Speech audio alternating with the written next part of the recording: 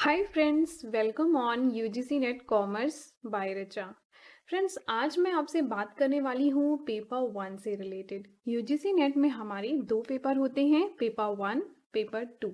ठीक है, तो पेपर वन में हमारे ऑल 10 यूनिट्स होते हैं। उन सभी 10 यूनिट्स को मैं यहाँ पर डिस्कस करूँगी और प्रीवियस ईयर के सभी क्वेश्चन को यहाँ पर डिस्कस करूँगी। आपके साथ सारे क्वेश्चन डिस्कस किए जाएंगे, चाहे वो रीडिंग कॉम्प्रिहेंशन का हो या फिर डीआई का हो, मैथमेटिकल रीजनिंग हो, इंडियन लॉजिक हो, कोई भी सब्जेक्ट होगा, सभी यहाँ पर मैं आपके साथ शेयर करूँगी। ठीक है, तो बने रहिएगा आप मेरे साथ पूरे सेशन में। ये सेशन लगभग आपका 6 to 7 मंथ का हो सकता है, जिसमें मैं आपके सारे जितने भी पेपर हैं वो कवर करूँगी और आपका पूरी थ्योरी कवर करूँगी। तो आपको बस कंटिन्यू मेरे साथ पढ़ते जाना है। ठीक है, तो चलिए, मैं तो बहुत ज़्यादा एक्साइटेड हूँ अपनी सीरीज़ को लेकर के। और आज मेरा पेपर वन का ये फर्स्ट लेक्चर है जो मैं रिकॉर्ड कर रही हूँ, तो आपके साथ बहुत मज़ा आने वाला है, मुझे ऐसा लगता है। तो चलिए हम स्टार्ट करते हैं। ये देखिए, टीचिंग एप्टीट्यूड है, रिसर्च एप्टीट्यूड, ये जो सारी हमारे 10 यूनिट है ना पेपर वन की, वो यहाँ पर लिख दी है मैंने। जो ऑल 10 यूनिट्स है, टीचिंग एप्टीट्यूड, रिसर्च एप्टीट्यूड हो गया, हायर एजुकेशन हो गया, कम्युनिकेशन हो गया, ICT, people and development environment, comprehension, DI, logical reasoning, Indian logic, ये सब है हमारे ऑल 10 यूनिट्स। ठीक है, ये टीचिंग एप्टीट्यूड का कंप्लीट सिलेबस है जो कि यूजीसी नेट ने हमें दिया है कि ये पूरा आपका सिलेबस है यूजीसी नेट का। अब इस सिलेबस को अच्छे से समझ लेते हैं। तो हमारा सबसे पहले क्या आता है, टीचिंग का कॉन्सेप्ट।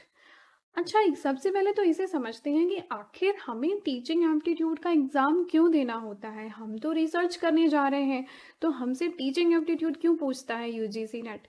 देखिए, सबसे पहले तो टीचिंग एप्टीट्यूड पूछने का कारण, मेन कारण तो ये है कि रिसर्च करने के बाद जब आपकी पीएचडी कंप्लीट हो जाती है, तो उसके बाद आपको कैसे एज अ असिस्टेंट प्रोफेसर, फिर प्रोफेसर की तरह वर्क करना होता है। तो उसके लिए बहुत ज़्यादा ज़रूरी होता है कि आपको ये पता हो कि पढ़ाना कैसे होता है। ये एक स्किल कैसे है कि आपको जो नॉलेज आती है, अब तक आपने जो सीखा है, उसको आप कैसे इम्पार्ट करेंगे, बच्चों को कैसे बताएंगे, हायर एजुकेशन में उसको कैसे सिखाया जाएगा। तो इसलिए हमें टीचिंग एप्टीट्यूड पढ़ना ज़रूरी होता है। अब टीचिंग एप्टीट्यूड में हमें किसके अकॉर्डिंग ध्यान में रख के पढ़ना है। हमारा जो टीचिंग एप्टीट्यूड होगा वो बेसिकली जो जो हमारे एक अडल्ट लर्नर होंगे, या फिर जो रिफ्लेक्टिव लेवल की टीचिंग होगी, अंडरस्टैंडिंग लेवल की टीचिंग होगी, वहाँ से हमको मतलब हमको यूज़ करना होता है अपने हायर एजुकेशन में। ठीक है, तो यहाँ पर जितने भी मेथड होते हैं टीचिंग के, वो सब हमें सीखना होता है। हायर एजुकेशन में गवर्नमेंट कौन कौन से नए रूल बनाती है, या कौन कौन सा मेथड हो सकता है कि हायर एजुकेशन में वो हेल्प कर सकता है स्टडी में, बच्चे को गाइड करने में। तो उन सभी चीज़ों को हमें पहले ही जान लेना होता है। यूजीसी नेट का पेपर बेसिकली, अब नेट एक मिनिमम क्वालिफाइंग एरिया हो गया है जब आप किसी भी प्रोफेसर या असिस्टेंट प्रोफेसर की जॉब के लिए अप्लाई करते हैं। तो इसलिए ही हो गया है ताकि आपको पहले ये पता हो कि टीचिंग होती कैसे है, रिसर्च होता क्या है, उसमें क्या क्या बातें होती हैं। इसलिए हमें ये सारी यूनिट को पहले पढ़ना होता है। तो देखते हैं क्या क्या है चीज़ें। तो इसमें सबसे पहले हमें देखना होगा टीचिंग का कॉन्सेप्ट।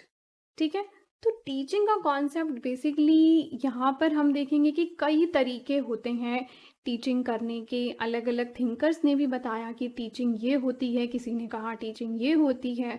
तो उन सभी को हमें जानना होगा।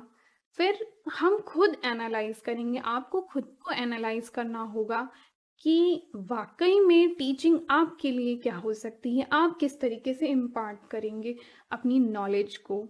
यही तो है टीचिंग, कि हमें जो आता है या हमने जो भी एक्सपीरियंस किया हुआ है, उसको हम अपने जो भी स्टूडेंट हैं, उनको, जो भी लर्नर हैं, उनको किस तरीके से हम गाइड कर सकें, कितना बेस्ट वे हो सकता है जिससे कि हम उनको गाइड करें।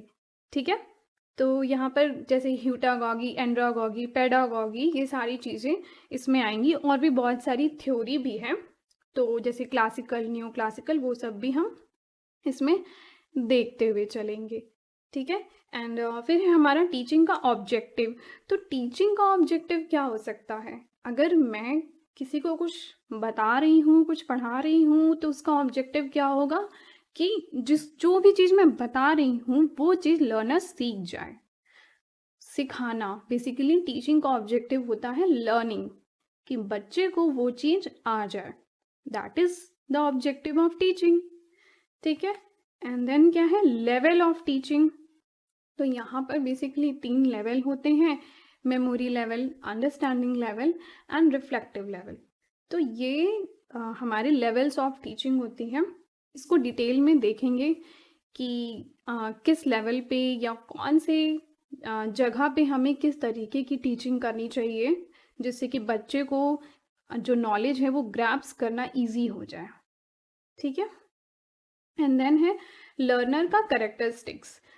अब देखिए, जब भी जो लर्नर होता है वो हमेशा डिफरेंट डिफरेंट बैकग्राउंड से आते हैं, किसी उनकी मेंटल कैपेसिटी डिफरेंट डिफरेंट होती है, तो लर्नर के कैरेक्टरिस्टिक्स को भी एनालाइज करना बहुत ज़रूरी होता है। उसका कैरेक्टरिस्टिक्स भी अच्छा होना चाहिए कि आप उसको सिखाना चाहते हैं, आप उसको बताना चाहते हैं वो चीज़, बट उसका उस चीज़ में इंटरेस्ट ही नहीं है, तो लर्नर कैसे सीखेगा?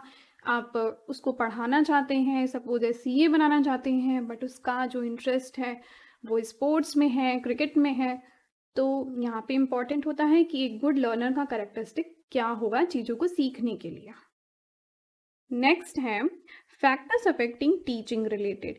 अब टीचिंग से रिलेटेड कौन कौन से फैक्टर्स अफेक्ट कर सकते हैं जब मैं कोई चीज़ सिखा रही हूँ, यानी कि कोई भी लर्नर सीख रहा है किसी टीचर से, तो सबसे ज़्यादा इम्पॉर्टेंट बात ये होती है कि वो जो भी सिखा रहा है उसमें वो एक्सपर्ट हो, उसको उस सब्जेक्ट एरिया का डिटेल नॉलेज हो। दूसरी इम्पॉर्टेंट बात ये होती है कि अब उसने नॉलेज तो गेन कर ली, बट वो नॉलेज इम्पार्ट करना भी आना चाहिए। उस नॉलेज को मैं कैसे आप तक पहुंचा सकूं, ये भी इम्पॉर्टेंट होता है। सपोज इस किसी को कुछ आता है बट वो सिखाने में एक्सपर्ट नहीं है, उसको बताना, इंटरप्रिटेशन बेटर नहीं हो पाया, तो बच्चा जो होगा, जैसे मैंने कुछ एक्सप्लेन किया बट आप उस कॉन्टेक्स्ट में नहीं समझ पाए जिस कॉन्टेक्स्ट में मैं समझाना चाहती थी, तो क्या हो गया? तो यहाँ पर क्या हो गया कि ये फैक्टर अफेक्ट कर गए, कि यानी कि कुछ डेविएशन आ गया आपकी अंडरस्टैंडिंग में और मेरे समझाने में। तो यानी कि बिल्कुल वही बच्चे को समझ में आई जो टीचर समझाना चाहता है। तो ये भी एक स्किल होती, आर्ट होती है, जो कि इम्पॉर्टेंट होती है टीचिंग के लिए। ठीक है। एंड देन क्या है? Method of teaching in higher education. Higher education में कई सारे मेथड होते हैं टीचिंग के लिए। ऑनलाइन मेथड हो सकता है, ऑफलाइन मेथड हो सकता है। ऑनलाइन भी कई सारे तरीके होते हैं, जैसे हमने देखा कि स्वयं होता है, स्वयं प्रभा सुना होगा आपने, मूक, एनपीटीएल हो गया, ऐसे ज्ञानवाणी, ज्ञानधारा, बहुत सारी चीज़ें जो कि हमारी लॉन्च होती रहती हैं आए दिन, वो सभी हमारे जो है हायर एजुकेशन का ही एक तरीके से पार्ट है। और teaching support system. Teaching support system यानी कि जो टीचिंग को सपोर्ट करे। ठीक है। या अब अगर मैं आपको कुछ भी सिखा रही हूँ, तो कोई भी चीज़ मेरे सिखाने और आपके सीखने में कोई भी चीज़ जो कि सपोर्ट करे, वो सपोर्ट सिस्टम में आ जाएगा। सपोज एज वो कोई एक वेब चैनल भी हो सकता है, चॉक बोर्ड मैथड, एक चॉक या चॉक बोर्ड जैसे क्लास में पढ़ाते हैं, वो भी एक सपोर्ट सिस्टम हो गया। मैं आपको कुछ ग्लोब लेकर के बता रही हूँ, वर्ड मैप दिखा करके कुछ समझाना चाहती हूँ, कोई पिक्चर दिखाना चाहती हूँ, कोई मूवी की छोटी सी क्लिप भी हो सकती है, या कोई भी चीज़ जो कि एक लर्नर के समझने में, बेसिकली उसकी अंडरस्टैंडिंग में हेल्प करे, वो सारी ही चीज़ें हमारी क्या हो जाएंगी? टीचिंग सपोर्ट सिस्टम में आ जाएंगी। ठीक है। एंड देन लास्ट में आता है हमारा इवैल्यूएशन। अब इतने टाइम से कुछ हमने पढ़ा तो उसका इवैल्यूएशन भी तो हमें देखना होगा कि हमने जो सिखाया क्या आपको एज इट इज़ वही बात समझ में आई, आप उतना ही समझ पाए जितना मैं समझाना चाहती थी। तो ये सारा सिस्टम होता है हमारा इवैल्यूएशन का। अब इवैल्यूएशन के कई तरीके हो सकते हैं, हो सकता है कि मैं यूनिट वाइज टेस्ट लूँ आपका, हो सकता है कि मैं सेमेस्टर वाइज टेस्ट लूँ आपका, हो सकता है कि मैं ईयर वाइज टेस्ट लूँ आपका।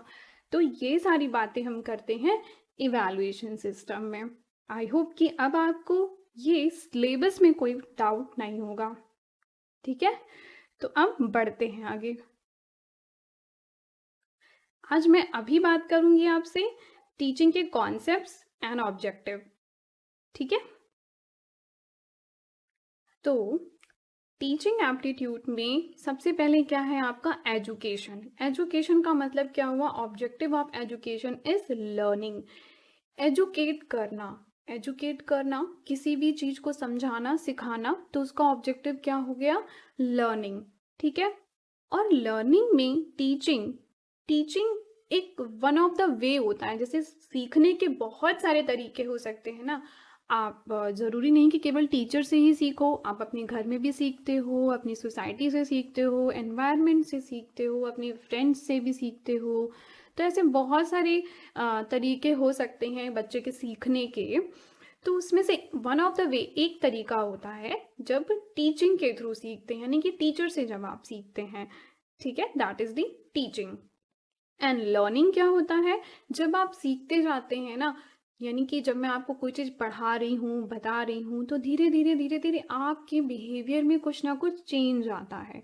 जैसे अगर आप सीख रहे होते हैं, पढ़ रहे होते हैं, तो धीरे धीरे आपके थॉट प्रोसेस चेंज होते हैं, सोचने की क्षमता भी बदलती है, हमारे बिहेवियर में चेंज आना स्टार्ट हो जाता है। तो वो होता है लर्निंग। लर्निंग का आउटकम क्या होता है, जब हम सीखते हैं तो हमारे बिहेवियर में जो बदलाव आता है, that is the learning. Now the concept of teaching. Teaching का कॉन्सेप्ट समझने के लिए हमें ये समझना होगा कि टीचिंग का ऑब्जेक्टिव क्या है। टीचिंग का ऑब्जेक्टिव क्या होता है, लर्निंग। ठीक है, तो लर्निंग, अब लर्निंग के लिए, लर्निंग का मतलब क्या हुआ, सीखना, यानी कि जो चीज़ हमें अभी नहीं आती है उस चीज़ को हम जान लें तो वो लर्निंग हो गई। ठीक है, तो अब उस चीज़ को जानने के लिए टीचिंग क्या हो सकती है, टीचिंग, टीचिंग कुछ भी हो सकती है। मैं कहीं पर गई, वहाँ का कोई एक्सपीरियंस मैंने शेयर किया, किसी प्लेस का एक्सपीरियंस शेयर किया, किसी फूड का एक्सपीरियंस शेयर किया, मुझे कोई स्किल आती है, सपोज एज मुझे गाड़ी चलाना आता है तो मैंने आपको सिखाया कि कार कैसे चलाते हैं, वो भी एक स्किल हो गई, उससे आपकी स्किल का डेवलपमेंट होगा। ठीक है, तो यानी कि टीचिंग कहीं पे भी हो सकती है। आपने देखा कि काफ़ी ब्रॉडर कॉन्सेप्ट है। तो टीचिंग बेसिकली हुआ क्या, शेयरिंग ऑफ नॉलेज। अब वो नॉलेज फूड से रिलेटेड हो सकती है, क्लोथिंग से रिलेटेड हो सकती है, किसी प्लेस से रिलेटेड हो सकती है, किसी सब्जेक्ट नॉलेज हो सकती है, किसी सिस्टम को कैसे वर्क करना है, लैपटॉप को कैसे चलाना है, इवन पीपीटी कैसे बनानी है, कार कैसे चलाना है, ये सब कुछ हमारे एक टीचिंग का ही पार्ट हो गया। मतलब क्या हुआ कि हम अपने एक्सपीरियंस को ही तो एक दूसरे से शेयर करते जाते हैं। ऐसा तो है नहीं कि नॉलेज हमको एक पर्टिकुलर एक एज में ही आके मिल जाएगी बिना कुछ एफर्ट किए। ऐसा तो नहीं होता। हम जब किसी के कांटेक्ट में आते हैं, फिर उसकी एक्सपीरियंस को सुनते हैं, समझते हैं, फिर हमें उस बारे में नॉलेज हो जाती है। तो यही हुई लर्निंग और टीचिंग। तो लर्निंग टीचिंग क्या हुआ, sharing of knowledge and experience. It is stimulate the psychological and intellectual growth of person. जैसे जैसे बच्चा सीखता जाता है ना, उसके मानसिक विकास होता है, उसके दिमाग का विकास होता जाता है। It is an instruction delivering the skill और ऑब्जेक्ट। ये कोई इंस्ट्रक्शन भी हो सकता है, कोई ऑर्डर भी हो सकता है, जो किसी सब्जेक्ट को जानने या सीखने के लिए। It is a complex and multifaceted. हमने आपको बताया कि टीचिंग क्या है, कोई एक पर्टिकुलर हमेशा ये नहीं होगा कि हाँ ज्योग्राफी मेरा सब्जेक्ट है तो मैंने ज्योग्राफी सीख लिया और ये आ गया, that is only teaching. Teaching कोई कुछ भी हो सकता है, तो it is a multifaceted. Instructor perform multiple task and goal simultaneously and flexibly. अब जैसे इंस्ट्रक्टर कौन हुआ, जैसे मैं इंस्ट्रक्टर हो सकती हूँ आपकी, तो इंस्ट्रक्टर में क्या हुआ कि मैं आपको इंस्ट्रक्ट करती जा रही हूँ कि हाँ ठीक है, सबसे पहले हम लोग यूनिट 1 पढ़ेंगे, ठीक है? इसकी थ्योरी को कवर करेंगे, देन हम इसके क्वेश्चन को कवर करेंगे। तो इंस्ट्रक्शन क्या हो सकता है, इंस्ट्रक्टर परफॉर्म करता है बहुत सारे टास्क, यानी कि आपको पढ़ाना भी, आपको समझाना भी, आपका टाइम टू टाइम टेस्ट भी लेते रहना, फिर आपको बताना भी कि हाँ आपकी मिस्टेक कहाँ पर है, आप इसको कैसे इम्प्रूव कर सकते हैं, और भी कई सारी चीज़ें होती हैं जो एक एजुकेटर को परफॉर्म करनी होती है। It aimed at meaningful learning through a method that is morally and pedagogically helpful. देखिए टीचिंग क्या होगा, जब टीचिंग होती है तो एक डायरेक्शन में होगी कि हाँ इस चीज़ को सिखाना है, और उससे क्या होगा, बच्चे का पेडागॉगिकली धीरे धीरे धीरे धीरे उसका विकास होता जाएगा, और उसके जो भी डेवलपमेंट है उसमें टीचिंग हेल्प करेगा, डायरेक्शन में हेल्प करेगा, उसको डायरेक्ट करेगा। There is a child development theory which direct the guide instruction ensure desired student outcome. यहाँ पर चाइल्ड डेवलपमेंट थ्योरी भी होती है, ठीक है, जिसमें क्या होता है कि एक पर्टिकुलर बच्चे का किस डायरेक्शन में विकास करना है वो सपोर्ट करता है उसको, ठीक है। तो अभी ये हमने देखा कि एक टीचिंग का मोटे तौर पे कॉन्सेप्ट क्या होता है, ठीक है। अब हम बात करेंगे टीचिंग के ऑब्जेक्टिव से रिलेटेड। टीचिंग का मेन ऑब्जेक्टिव क्या होता है, कमेंट सेक्शन में लिख के बताइए।